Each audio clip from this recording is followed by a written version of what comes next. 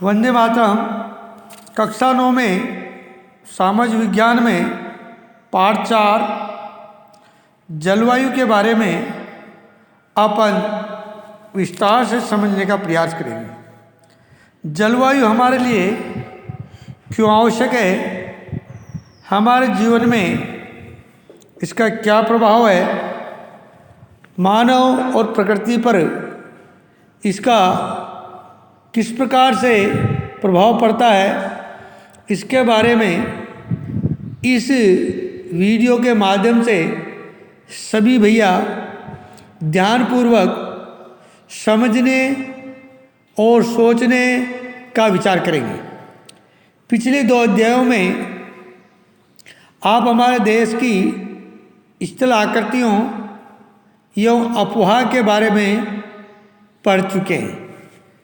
किसी क्षेत्र के प्राकृतिक पर्यावरण को समझने के लिए आवश्यक 3 मूल तत्वों में से 2 तत्व ये ही है।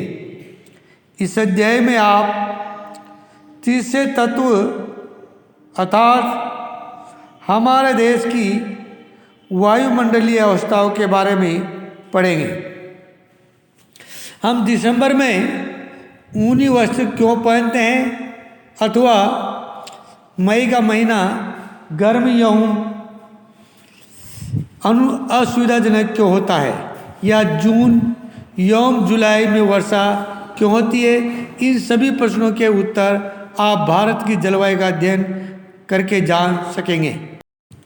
एक विशाल क्षेत्र में लंबे समयावधि 30 वर्ष से अधिक में मौसम की अवस्थाओं तक विविधताओं का कुल योग ही जलवायु है। मौसम एक विशेष समय में एक क्षेत्र के वायुमंडल की अवस्था को बताता है। मौसम तथा जलवायु के तत्व जैसे तापमान, वायुमंडलीय दाब, पवन, आर्द्रता तथा वर्षण एक ही होते हैं। आपने अवश्य ध्यान दिया होगा कि मौसम की अवस्था प्राय एक दिन में ही कई बार बदलती है, लेकिन फिर भी कुछ सप्ताह, महीनों तथा वायुमंडलीय अवस्था लगभग एक समान ही बनी रहती है, जैसे दिन गर्म या ठंडे, हवादार या शांत, आसमान बादलों से घिरा या साफ तथा आर्द्र या शुष्क हो सकते हैं।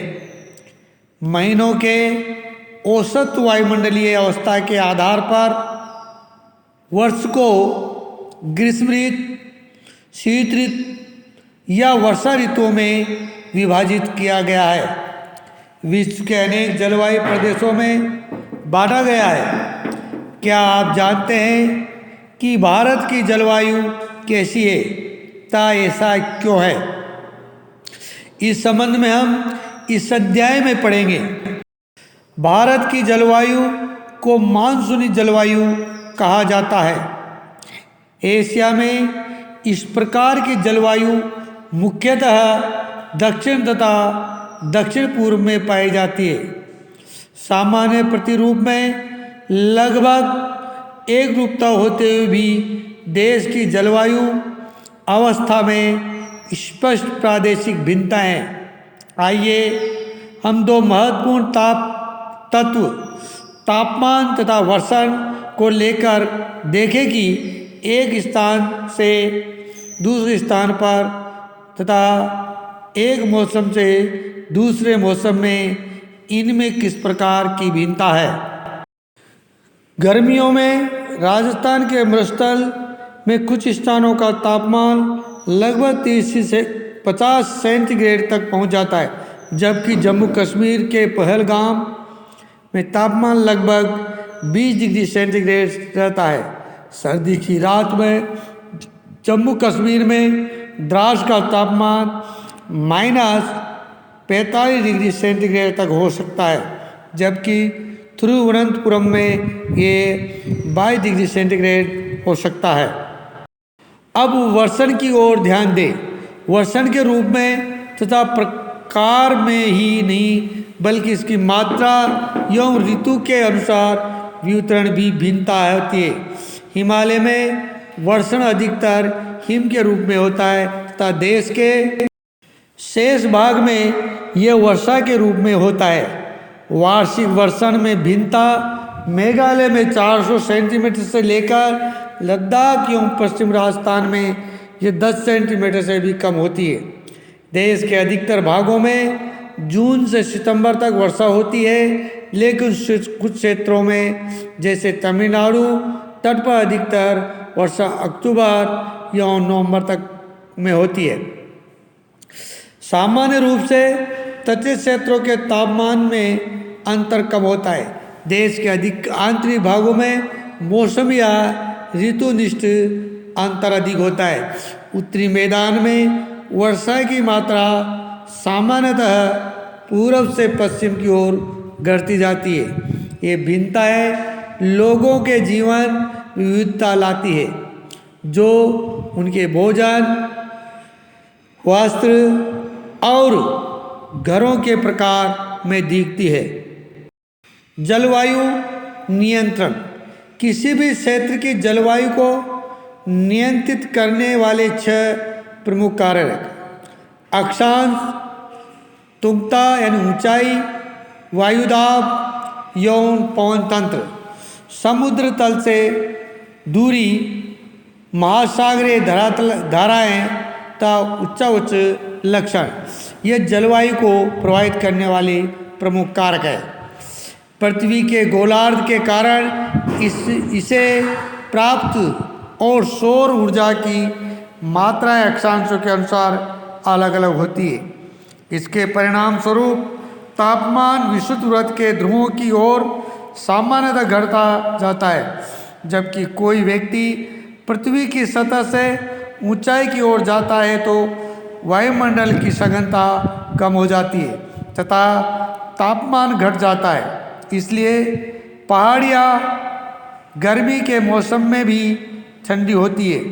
किसी भी क्षेत्र का वायुदाब यौन पवन तंत्र उस स्थान के अक्षांश तथा ऊंचाई पर निर्भर करता है। इस प्रकार यह तापमान एवं वर्षा के वितरण को प्रभावित करता है। समुद्र का जलवायु पर समकारी प्रभाव पड़ता है। जैसे जैसे समुद्र से दूरी बढ़ती जाती है, ये प्रभाव कम होता जाता है एवं लोग विषम मौसमी अवस्थाओं को महसूस करते हैं। उसे महाद्वीप अवस्था कहते हैं। महासागरीय धाराएं समुद्र से तट की ओर चलने वाली हवाओं के साथ तटीय क्षेत्रों की जलवायु को प्रभावित करती है। उदाहरण के लिए कोई भी तटीय क्षेत्र जहाँ गर्म या ठंडी जलधारा बहती है और वायु की दिशा समुद्र से तट की ओर हो, तब वह तट गर्म या ठंडा हो जाएगा। अंत में किसी स्थान की जलवायु को निर्धारित करने में उच्चावच को भी महत्वपूर्ण भूमिका होती है। ऊंचे पर्वत ठंडी अथवा गर्म वायु को अवरोधित करते हैं। यदि उनकी ऊंचाई इतनी हो कि वे वर्षा लाने वाली वायु के रास्ते को रोकने में सक्षम होते हैं, तो ये उस क्षेत्र के में वर्षा का कारण भी बन सकते हैं। पर्वतों के प्रमुख ढाल अपेक्षाकृत सूखे रहते हैं।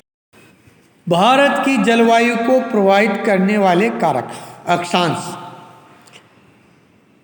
कर्कवृत्त देश के मध्य भाग, पश्चिम में कच्छ के रण से लेकर पूरब में मिजोरम से होकर गुजरती है। देश को लगभग आधा भाग कर्कवृत्त के दक्षिण में स्थित है, जो उष्णकटिबंधीय क्षेत्र है। कर्कवृत्त के उत्तर में स्थित शेष भाग उपोष्णकटिबंधीय है।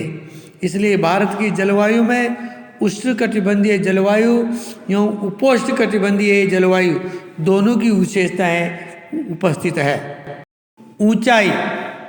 भारत के उत्तर में हिमालय पर्वत है। इसकी औसत ऊंचाई लगभग 6000 मीटर। भारत का तटीय क्षेत्र भी विशाल है, जहाँ अधिकतम ऊंचाई लगभग 30 मीटर है।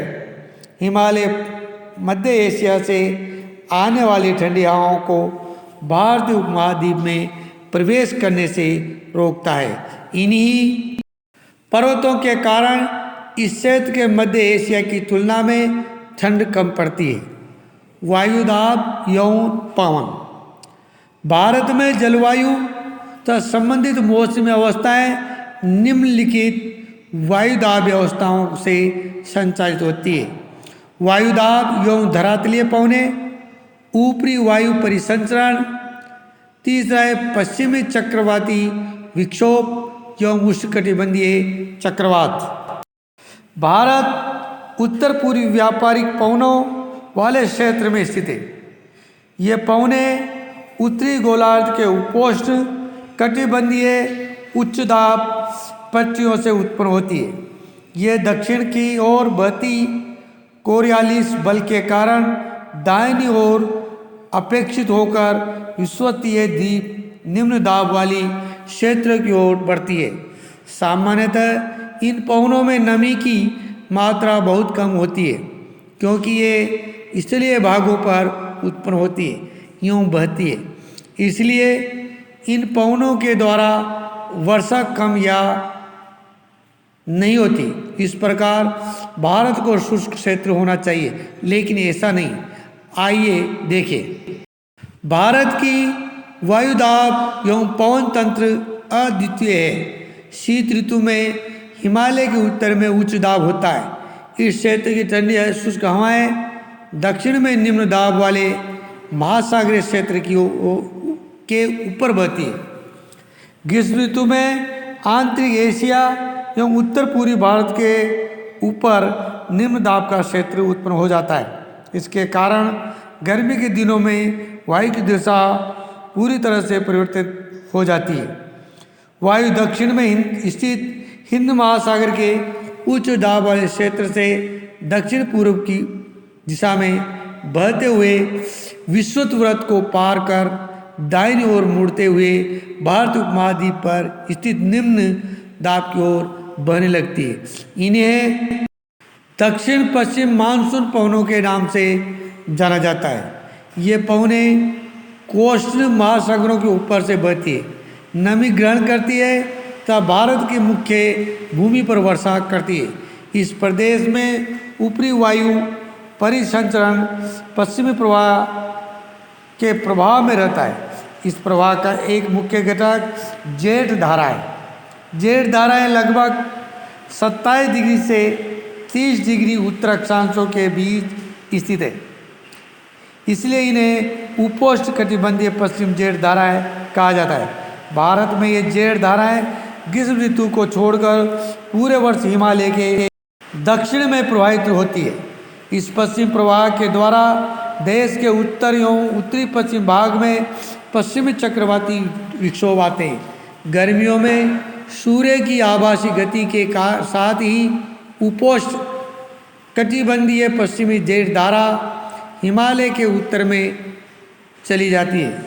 एक पूर्वी जेठ धारा, जिसे उपोष्ण कटिबंधीय पूर्वी जेठ धारा कहा जाता है, गर्मी के महीनों में प्रायद्वीपीय भारत के ऊपर लगभग 14 डिग्री उत्तरी अक्षांश में प्रवाहित होती है। सभी भैयाओं को मेरा बहुत बहुत धन्यवाद।